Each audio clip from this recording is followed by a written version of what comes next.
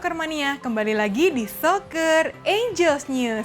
Kami akan selalu hadir menyajikan berita bola terbaru spesial untuk kamu.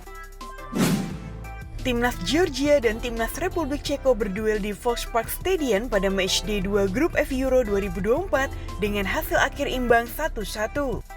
Georgia membuka skor lewat eksekusi penalti George Mikhautadze di menit 45+4.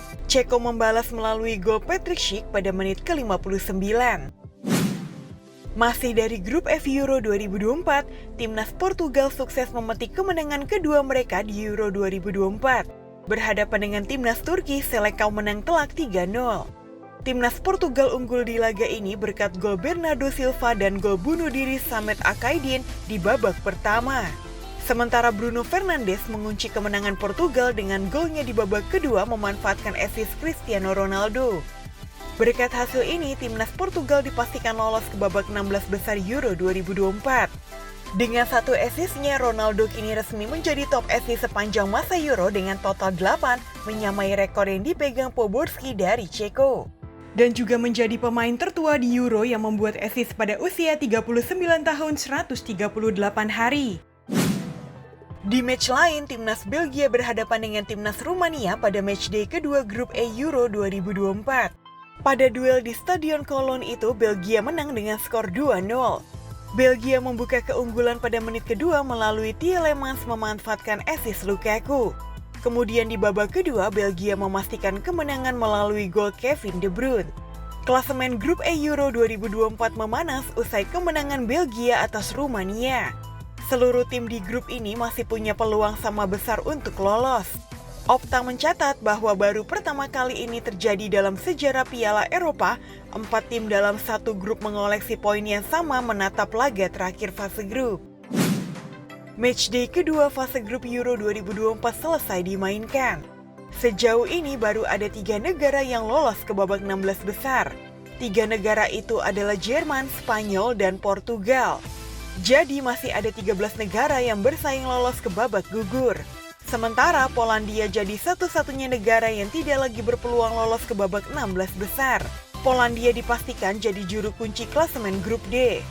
Selain juara dan runner-up grup, ada peringkat 3 terbaik yang bisa lolos ke babak 16 besar. Hanya 4 dari 6 tim peringkat ketiga yang lolos ke babak 16 besar. Berikut klasemen peringkat ketiga terbaik. Venezuela berhasil mengalahkan Ekuador dengan skor 2-1 dalam laga Copa America 2024 di San Jose.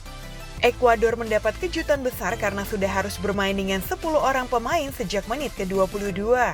Hal itu lantaran striker andalan mereka, Ener Valencia, terkena kartu merah.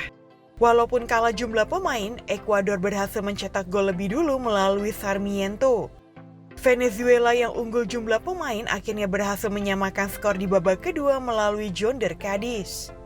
Kemudian 10 menit berselang menit ke-74, Venezuela berhasil mencetak gol kemenangan mereka via Edward Bello.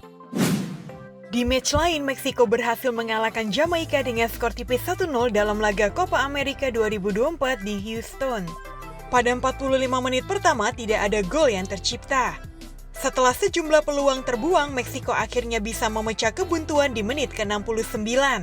Gol Meksiko dicetak oleh Gerardo Arteaga. Dengan hasil tersebut, kini grup B Copa America 2024 dikuasai Meksiko dan diikuti posisi kedua Venezuela.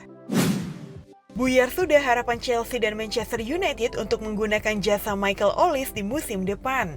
Winger Crystal Palace itu memutuskan untuk bergabung dengan Bayern Munchen di musim 2024-2025 nanti. Menurut laporan Romano, Bayern Munchen telah mencapai kesepakatan pribadi dengan Olise. Sang pemain dikabarkan mendapatkan kontrak berdurasi panjang. Ia akan membela Dayroten hingga tahun 2029 mendatang. Selain itu, Olise juga dikabarkan mendapatkan gaji yang cukup besar selama memperkuat Bayern Munchen di 5 tahun ke depan. Jika tidak ada halangan, Olise akan terbang ke Jerman pada pekan depan. Ia akan menjalani tes medis sebelum diperkenalkan secara resmi sebagai pemain baru FC Hollywood. Liverpool dilaporkan bersiap melancarkan pendekatan ke Real Madrid untuk mengangkut duo Arda Güler dan Rodrigo yang masing-masing sedang dalam tugas internasional di musim panas ini. Rodrigo sendiri sebenarnya telah digoda Liverpool sejak akhir musim lalu. Akan tetapi transfer ke Anfield tak pernah benar-benar terrealisasi.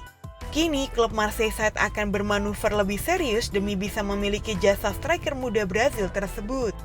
Adapun Güler hampir dipastikan akan dilepas Madrid untuk sementara. Klub ibu kota Spanyol itu tidak akan menguangkan asetnya tersebut alias hanya meminjamkannya ke klub lain. Klub Premier League Chelsea membuat pengumuman penting. Mereka telah mendapatkan Estevão Willian sebagai rekrutan kedua mereka di musim panas ini. Di laman resmi mereka, Chelsea tidak mengumumkan berapa harga yang harus mereka bayarkan untuk sang pemain. Dalam keterangan resmi Chelsea, mereka memastikan bahwa Estevão baru bergabung dengan skuad mereka di tahun 2025 mendatang. Jadi selama 1 tahun ke depan ia akan dipinjamkan ke Palmeiras dan bergabung dengan Chelsea pada musim panas 2025 nanti. Estevão juga dilaporkan telah menaikkan kontrak jangka panjang di Chelsea. Ia diikat dengan kontrak berdurasi 9 tahun hingga tahun 2033 mendatang. Teka-teki kemana Nacho Fernandes berlabuh di musim depan mulai menemukan titik terang. Sang bek dikabarkan telah membulatkan tekad untuk bergabung dengan klub Saudi Pro League Al-Qadsiah. Ia akan bermain di Arab Saudi untuk 2 tahun ke depan.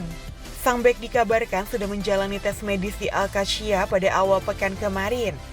Saat ini pengacara Nacho dan perwakilan Al-Qadsiah sedang memfinalisasikan kontrak sang bek. Real Madrid sendiri dilaporkan sudah mempersiapkan diri untuk ditinggal Nacho di musim panas. Los Blancos dilaporkan akan mencoba memboyong Leny Yoro dari Lille sebagai penggantinya. Bayern Munich dilaporkan sedang dalam pembicaraan untuk merekrut gelandang Turki Hakan Çalhanoğlu dari Inter Milan. Tawaran dari Bayern mencakup kontrak 4 tahun dengan gaji senilai 8 juta euro per musim ditambah bonus. Paket finansial yang besar ini menggarisbawahi tekad Bayern untuk mengamankan tanda tangan Çalhanoğlu dan mencerminkan nilai yang mereka lihat dalam diri playmaker berpengalaman tersebut. Mengingat kontribusinya yang signifikan selama beberapa musim terakhir, Inter bisa mendapatkan keuntungan besar dari penjualannya dengan potensi angka berkisar antara 60 juta euro. Chelsea disinyalir tertarik untuk merekrut bek kiri Inter Milan Federico Di Marco. Pemain berusia 26 tahun ini tampil mengesankan di Serie A dan bisa menjadi opsi berkualitas untuk The Blues. Kesempatan untuk bermain di Inggris bisa menjadi daya tarik tersendiri dan akan menarik untuk melihat bagaimana situasinya berkembang.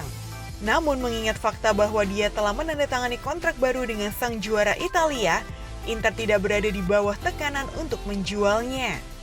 Chelsea mungkin harus mengajukan proposal yang menggiurkan untuk dapat merekrut sang pemain musim panas ini. Xavi Simons dilaporkan telah memberitahu Paris Saint-Germain soal niatnya meninggalkan klub di tengah minat dari Bayern Munich dan RB Leipzig. Selama musim 2023-2024, Xavi Simons memberikan pengaruh signifikan selama dipinjamkan ke RB Leipzig. Menurut Fabrizio Romano, Simons berencana meninggalkan PSG dengan status pinjaman hingga Juni 2025. Masa depan Simons di PSG memang menjadi topik spekulasi. Meski klub menyadari potensinya, mereka menghadapi keputusan yang menantang. Pelatih PSG, Luis Enrique, merupakan pengagum Simons tetapi tidak bisa menjamin waktu bermain reguler di musim mendatang. Jack Grealish mengunggah video dirinya berlatih di fasilitas milik Juventus di tengah kampanye Inggris untuk Euro 2024. Pemain sayap Manchester City ini secara mengejutkan tidak dimasukkan dalam skuad The Three Lions untuk turnamen tersebut dan memanfaatkan waktu istirahatnya dengan menikmati sinar matahari Italia. Melalui Instagram story-nya, Grealish memperlihatkan dirinya bermain bola di lapangan latihan milik Juventus. Sekian berita bola hari ini, saksikan berita bola selanjutnya hanya di Soccer Angels News. Dadah!